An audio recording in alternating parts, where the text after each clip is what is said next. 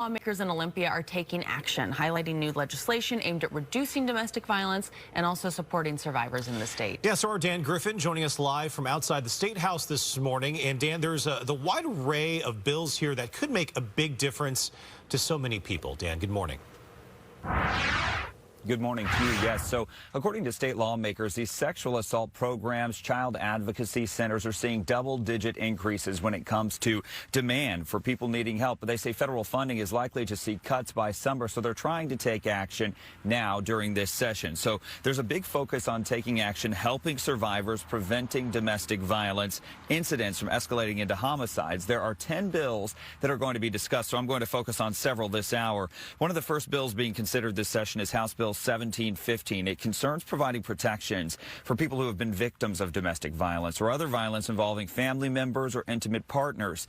House Bill 1562 is another. It aims to reduce the risks of death and other harm when it comes to gun violence, gender-based violence, and other types of violence by clarifying laws related to unlawful possession of a gun and the restoration of gun rights. According to the National Coalition Against Domestic Violence, abusers' access to firearms actually increases the risk of intimate partner femicide approximately 1,000%. Now, when firearms have been used in the most severe abuse incident, the risk increases 41-fold, according to them. Now, Senate Bill 5231 focuses on issuing emergency domestic violence no contact orders, and Senate Bill 5635 hones in on victims' rights, ensuring that victims, survivors of victims, and witnesses of crimes have rights ensured, including a written statement of rights and information for a local crime victim or witness program, as well as to be informed by local law enforcement or prosecutors about the final disposition of the case they're involved in. So late last year, we talked with a professor about domestic violence in Washington and the efforts to change the trends. Take a listen. There is a recognition finally occurring in Washington state as well as other states that domestic violence is not just physical abuse. So there's an elation of understanding what it means to be a victim of domestic violence, what it means to have a pattern of control that limits your free will.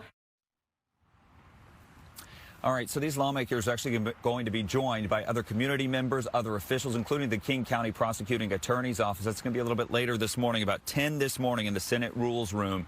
And we'll be here, obviously, to bring that to you and bring you updates throughout the day. For now, reporting live in Olympia, Dan Griffin, Fox 13 News. And if you or anyone you know experiencing any abuse of any kind, remember help is out there. The National Domestic Violence Hotline is staffed 24/7, 365 days a year. Call, text, chat online. There is someone to help. And we also have some local resources as well. That's right. And it's on our website, fox13seattle.com, if you want to see those resources. And please remember, you are not alone.